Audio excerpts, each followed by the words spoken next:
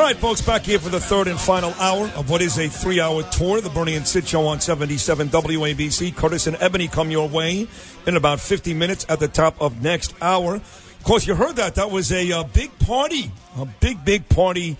The star of the party, Milo. Book party. Yes, a book party. The new book is out. It is titled Dangerous. You can get it at Amazon.com. Anyway, can you get it at BarnesandNoble.com too, Milo? Or? Well, you can get it online, but I'm not sure they have it in stores. Not I in think stores. I'm too unpalatable for the Right. feminist booksellers. I've heard from people. They go into Barnes and Noble and they're like, "Could you order Milo's new book for me?" It's like, no, we don't. No. We won't order any book with hate speech in it. And then the people are like, They "Okay, fine. say no. Don't take my money." Right, then. right, because you're going to sell millions of these books. I mean, I will tell you that Bernard, for days, I'm not just saying it because you're in studio, and I love Bernard, but for days, he's been talking up this book. He thinks it's fantastic. But, you're right, it is. It is fantastic. It's fabulous, as Milo himself is, but it's a very cerebral, very scholarly, in addition You to being sound funny. surprised. No, I'm not sure this is a compliment after all. Well, no, it is, and I'll tell you why. You sound surprised I can string a sentence together. I read your stuff on Breitbart. I already knew that you were very smart, but a lot of people think you're some wacky troll who just tries to get people's goat I out don't there. know how they could have got that impression. How could a gay guy be this bright? Look, that's what they're thinking. Socrates. Is it? How could a homosexual be this intelligent and smart and right on the issues? But he can tell you why. I was to say Socrates and Aristotle, all those guys. Plato? I mean, they broke the mold in that sense, right? They were all gay guys, and they were brilliant. I don't know about that. But Listen, it's just like this. You know that occasionally you'll see in the New York Times magazine, someone's trying to claim Shakespeare for Catholicism or Socrates for the homos. I don't know about that. I mean, as any Greek person will tell you, the only way you can separate the men from the boys in Greece was with a crowbar. But, but no, I know. I mean, like people say, I want to go back to the 50s. I do. 450 BC, Sparta. But listen, you write in the book about things like the feminine wage gap, canard, the lamenting fatherless kids, all that stuff. I wish I had said the canard. That's a wonderful expression. I think I say mythology, but canard is so much better word. I'll have to put that in the second printing. And how feminists are at odds with transgenders. A lot of people aren't hip to all this stuff. I mean, you outline it very brilliantly, and Thank you. And you make it funny. You're going to have popcorn and watch that fight, for example, feminists versus transgender. Oh, isn't it great? It's like trannies v drag queens. It's just like, bring it on. Because the transgender, it sort of disputes the notion that you're born this way. I mean, the feminist notion says that you're not born that way. Right. Well, feminists can't. Well, I was going to say they can't have their cake and eat it, but that's of course half. That's of course half of the problem. They do exactly that over and over and over again, wandering through life with a slice of Cheesecake Factory in one hand and an ice cream scoop in the other, and they wonder why they're alone. No, but feminists can't have their cake and eat it. Oh God, how'd it go? I'm so glad that didn't tumble out my mouth. No. To be serious for a second. Yes. Feminists say that gender is socially constructed, and what they mean by that is people aren't born a man or a woman, you learn how to be one. And you're taught by society, by unhelpful stereotypes, all this kind of stuff. That's what they believe? Dolls. Yeah, and they say that gender is all a social construct. So you can learn to be a girl just like you can learn to be a boy. And they kind of deny many of the biological bases for behavior and sexuality and all the rest of it. Now, the truth is, as the truth always is, messy and complicated, and some of both, Okay. Some things that happen to people in life are a result of genetic predisposition, epigenetics, all the rest of it, and some things are nurture. Right. And that goes for the way that you behave, how you look, how you dress, who you like to have sex with, all kinds of things, right? Now, but the problem is, if you're a feminist and you deny all biological bases for behavior, for psychology, for sexuality, for gender identity, you can't say that, and at the same time, say some people are born with a male brain and a female body.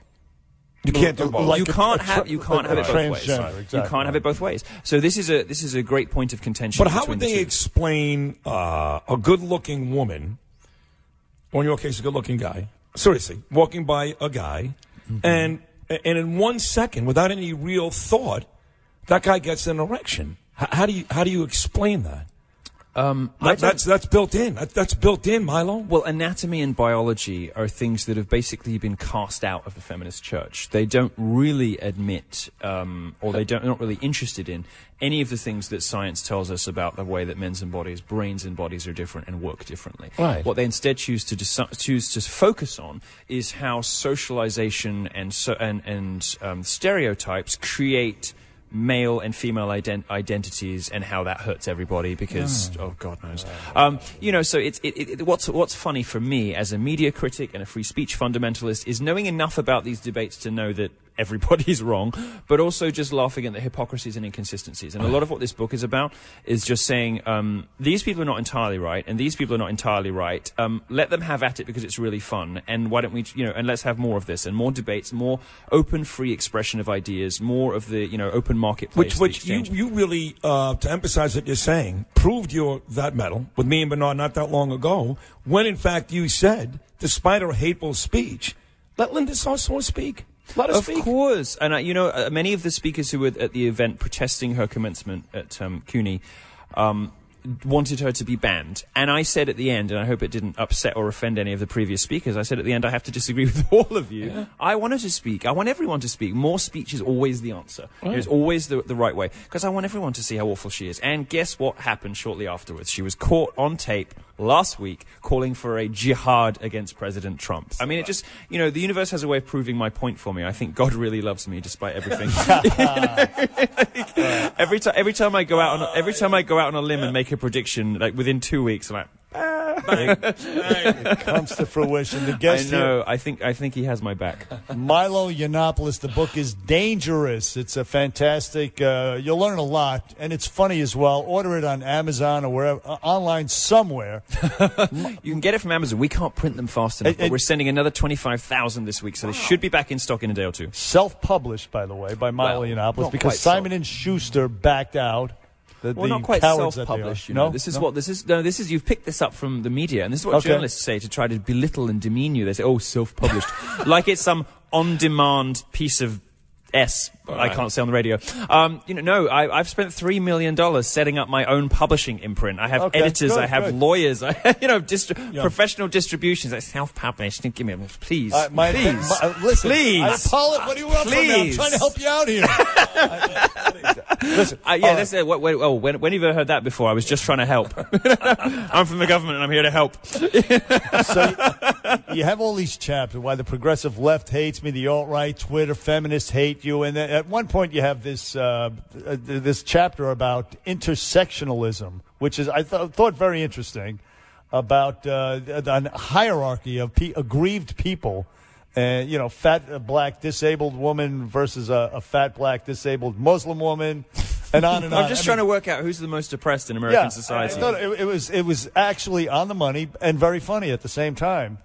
And well, I aim to do both of those things, so I'm happy that I succeeded. I'm so glad you liked it, because I know that you are a harsh critic, and I know that you have high standards. He reads a lot. He reads like everything. And you can tell when someone reads a lot of books. Yeah. Like when I look at you, I can tell somebody doesn't read a lot of books. Exactly.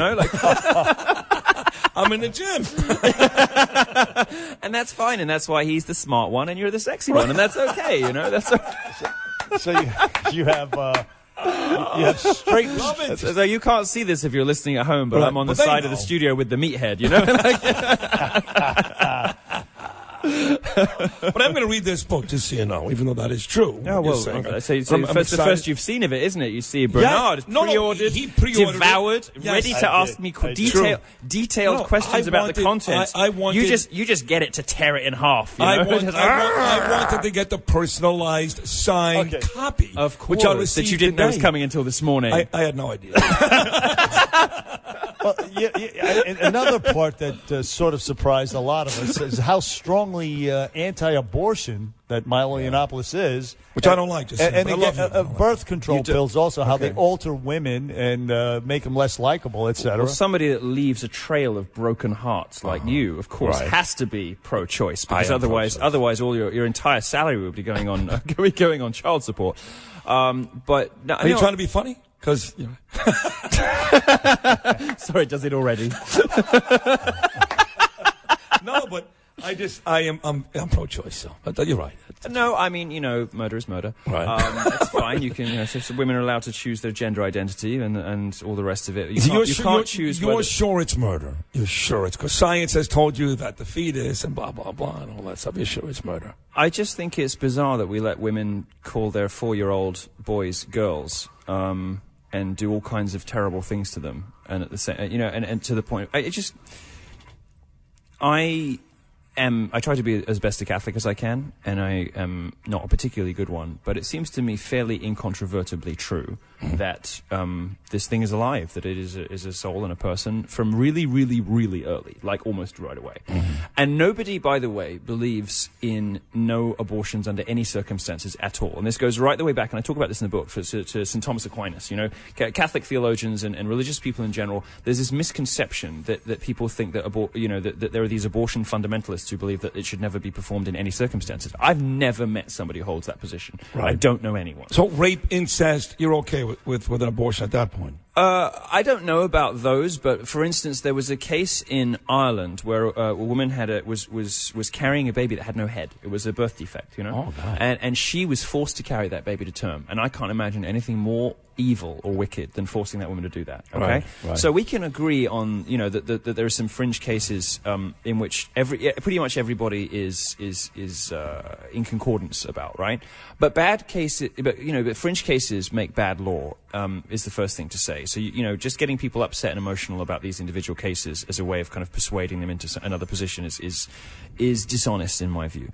And the other thing is nobody believes in this blanket rule. You go all the way back to Thomas Aquinas. You act in read the book because it's quite a complex argument. It is. But the point is that you can agree that it is in principle always wrong, whilst at the same time, sparing for the sake of mercy in particularly horrific circumstances. Right. I think it's a perfectly logically consistent position, right? And that might be, for instance, an argument, against it on moral terms, but for it in certain restricted legal circumstances. Okay.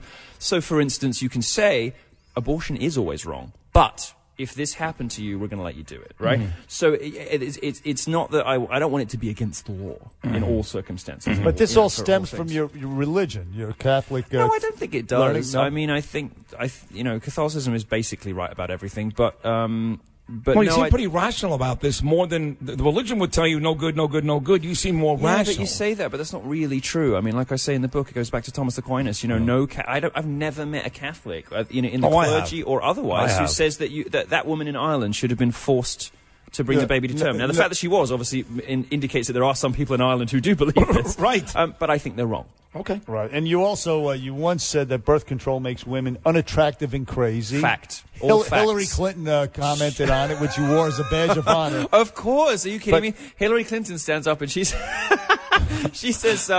Breitbart.com. You believe the following headlines, and I'm not making this up. Birth control makes women unattractive and crazy, and the crowd kind of doesn't know whether to laugh or not. And then afterwards, this is in her speech about the alt-right and Breitbart, whatever. Then afterwards, she reads another of my headlines, and she's like, would you rather your child had feminism or cancer? And the whole crowd's just like, I give up, I'm laughing, it's hilarious. And so her own crowd were laughing because they are so funny. Right. Oh, it was great. I mean, but when you say fact, what do you mean by fact? Fact that it makes them crazy and less attractive? Well, all the studies. I mean, cellulite didn't exist before the invention of the pill. Right. Women. So if I see a girl on the street today with cellulite, odds are she's on the pill, or she's been on the pill. Odds are, almost certainly. All the studies say women put on weight when they're on it. All the studies say, and you don't get, for instance, you don't get that bloom of attractiveness when it's a particular time in the month. When you have that menstrual cycle, you don't have the women's. They look. There's that sort of radiance that nature gives a woman when she's also most say when fertile. they're pregnant, they get that same type of look. It also makes you more incestuous. There's studies. Is that right? No, the studies show that women who are on the pill are more attracted to men who look like them. And to the point of like finding people who look almost identical to them attractive. People who are not on the pill go for genetic variance, which is much better for evolution, which is much better for the species. We're hardwired to be attracted attracted to people with a high degree of genetic mixing, which is why that ribbon around the middle of the world, like Israel, Spain, Italy, South America, pretty much everyone finds them hot. Because they have a high degree of genetic mixing. Because there's like there's North Asian, there's North Europeans, there's Africans, everything's in there. Like Morocco, all that all that strip. Basically everyone thinks they're attractive. Yeah, no, it's true. And that's why, because they have a high degree of they've lots. It's basically we're hardwired to avoid incest and to mate with people outside of our own groups. To avoid defects and all this kind of stuff. Sure. Right? But when women are on the pill, it messes up their brain, and the opposite happens. And there's so many studies. I mean, you can go and read the column on Breitbart. Birth control makes women unattractive and crazy, and it's just a list of studies. And nothing annoys people more than the truth. Nothing annoys people more than incontrovertible fact. And I like to present facts in a provocative and sometimes distressing way for people who who run their lives according to feelings instead of reality. But it is what it is, it's another example of the Catholic Church being right about everything. Well, if I was younger and not married with 2 kids, I was dating a girl, I'd still tell her to take the pill. I'll deal with the unattractiveness and the 4 twins, and that's okay. But she's going to be more miserable. It's fine, but she's going to be unhappier. Listen, Milo Yiannopoulos is our guest. The book is dangerous. It is one hell of a provocative, funny, interesting, edifying read, I would say. And there are many things in there. Black Lives Matter, feminism is man-hating, etc. We're going to talk to Milo about that. We have to do some spots here. Milo's going to hang out with us. And we'll get into all that. Can I read the ads one day? Yes. Absolutely. Next time I come in, Yes. when we planned it ahead. Next time we come in, can I read some ads? Are you advertising Cialis? You really are? No, not yet. No. You can do it. And as a matter of fact, coming up, we have a couple of spots you could read. Milo's going to read that why Muslims hate Milo Yiannopoulos. And we'll talk about that festival in Sweden that they canceled because of all of the rapes and the sexual molestation.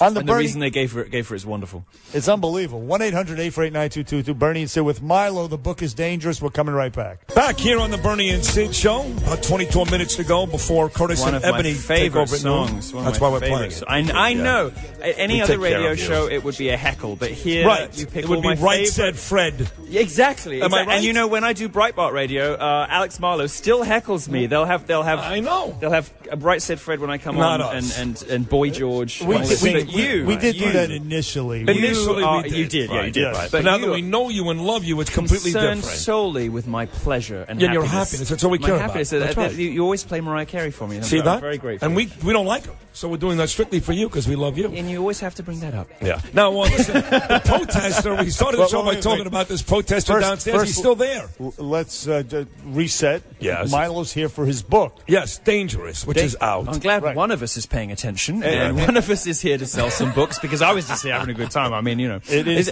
you're what I do between breakfast and lunch, Right. Hey, listen, you had a book party the other day, and I did. you had yarmulke wearing midgets, jihadi strippers, Oh, and a performance by a troupe called Donna Trumplova and the Siberian Sex Circus. See, when you say it like that, it sounds attention-seeking. So good. Sounded great. God, it's so good. And apparently they've been suspended from Instagram since your party, but you also had the crowd chanting FCNN, etc. I didn't have the crowd chanting. I mean, the crowd chanted. The crowd chanted. You didn't start that chant. You didn't. No, say... you're just like Twitter. You see, Right, I just say something and people run with it, and I get the blame. Where did you find these jihadi strippers? They were fantastic. Oh, they were so good. Yeah, no, they were where'd you find them? fantastic. We found them. You didn't go to Raqqa, I know that. No, the only people stripping in Raqqa are the small boys for the benefit of ISIS. If they're anything like their Afghan friends. You're right. No, sadly, it's just funny. They're funny for such a homophobic religion. They sure do like ass. Turkish prisons are notorious. So we had a load of performers there from the Siberian Sex Circus, which is not as low rent as it sounds. They're actually very very polished, very professional entertainers, burlesque and kind of cabaret performers. So we had a few interesting things. We had the Ben Shapiro midgets. We had nice, nice. It was By the way, talking about current events and ass and all that, I did think of you last week. Do you know what's coming up this Saturday? What does this Saturday Milo commemorate? Milo, the book is dangerous. It's fantastic. What is this Saturday coming up? I'm going to 20 fail. years. Tell me. 20 years ago this Saturday, Gianni Versace was murdered. Oh, really? Outside in of his South Miami Beach. home. Yeah, now, yeah, yeah. There's a ton of reasons why I think about you. First of all, you've now relocated to Doral, not far from South Beach. I have, that's true. Secondly, Versace was gay. Thirdly, he was very a great-looking guy, dressed great, all the fashion. So there's a lot of things. And the guy that killed him, Andrew Cunanan, was gay too. And Sid has had conjugal visits with that guy. Yes, I do. Yes, I do. He passed. So your fingerprints are all over the story, basically. I don't think they are, actually. I don't see much in... I mean, what are you saying? You're looking forward to me getting shot by a disgruntled ex-lover? No, but is this a story that remains very interesting inside the Milo community? No, I don't think so. Obviously, it's a tragedy for the fashion world because the guy It was. was brilliant. But no, I mean, it's just some guy was a lunatic and attached himself to rich older men and then got upset when they cast him aside when he got too old. I don't think it says very much. Is that what it was? Is that he was angry because? Yeah, I think so. They stopped paying attention. Yeah, I think what happens. He's a good-looking kid, by the way, Cunanan. Well, he was, and I think what happens is these sort of these men in their 20s or whatever come into the orbit of wealthy older gay men and then, get expelled from the orbit. Not unlike, sort of the Playboy Mansion dynamic. Right, I don't think it's any different for So gay. what's the age, basically, where guys kind of age out? If you had to guess? 22? Is that... No, I'm kidding. It's even worse for us than it is for women. I'm 32. I'm practically geriatric. I am. I've had to write books to stay relevant because I'm not thin anymore. You get to 25, 30 as a gay guy. You got to have a career, or you're sunk. Or a lifelong partner at that point, or you're screwed.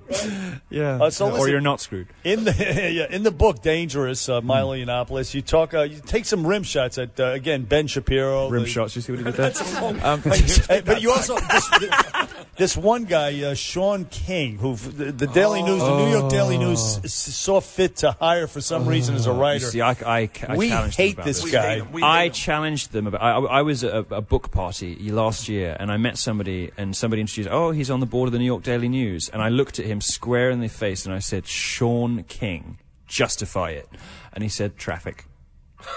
Isn't that amazing? Somebody on the board of the New York Daily News said the only reason they have him is because he gets numbers.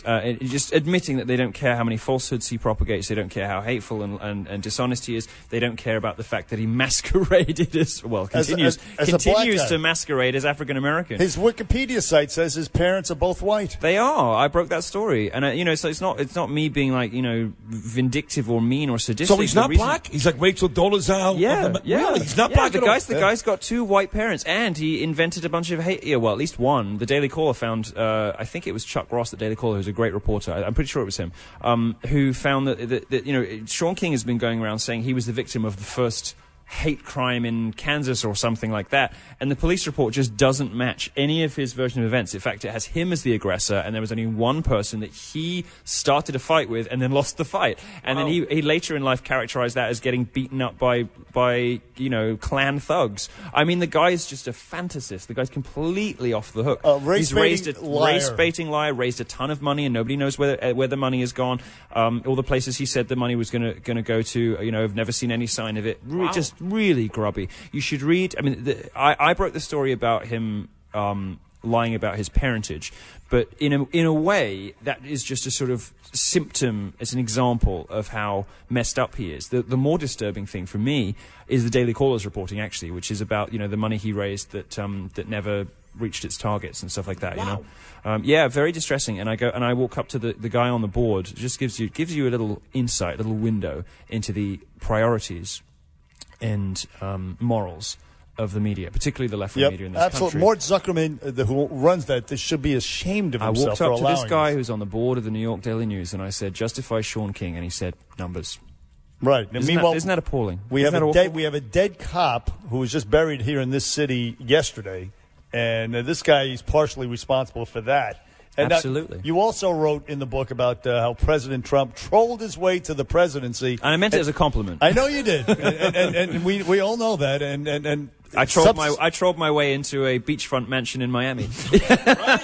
and coincidentally, he trolled CNN to death last week. They pretty much died last week. They killed themselves, didn't they? But listen, come on, that retweeting that so funny. The CNN so wrestling funny video because he knows they can't help but take the bait, and they took it. You know what the best thing about the whole week of hell? It's going to be a year of hell. It's going to be an annus mirabilis.